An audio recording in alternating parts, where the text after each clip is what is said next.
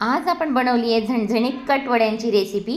तर हिरवी मिरची, आलं, लसूण, कढीपत्ता, कोथिंबीर याचं एक हिरवं वाटण तयार करायचं आहे।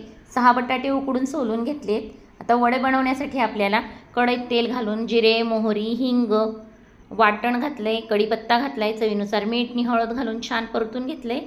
त्यात स्मॅश केलेला बटाटा घातलाय, मस्त परतून घेतले आणि थंड होण्यासाठी ठेवले। आता कट बनवण्यासाठी इथं 3 कांदे आणि थोडं खोबरं लालसर रंगावर भाजून घेतले। डायरेक्ट गॅसवरच भाजले। नंतर खोबरं थंड करून मिक्सरच्या भांड्यात खोबरं आणि फुटाणा डाळ वाटून घेतली। त्याच भांड्यात कांदासुद्धा वाटून घ्यायचा आहे, कोथिंबीर घालायची थोडंसं। आणि बघा इथं आपलं वाटण पण तयार झालं आहे।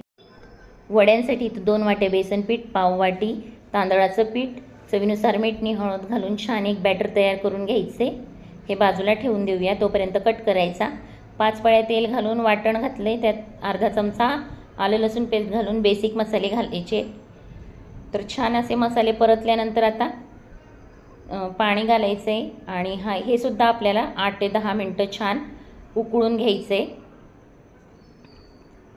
लो फ्लेमवर।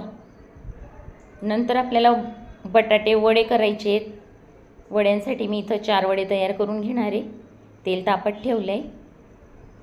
अतिशय मस्त आणि झणझणीत अशी ही रेसिपी होते।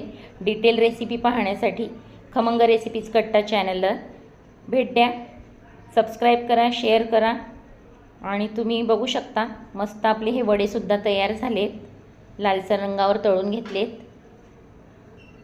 आता वडेसुद्धा तयार आहेत। तर या मग खायला झणझणीत कटवडे। अतिशय टेस्टी रेसिपी आहे। पुन्हा भेटूया अशाच नवीन व्हिडिओत, तोपर्यंत बाय।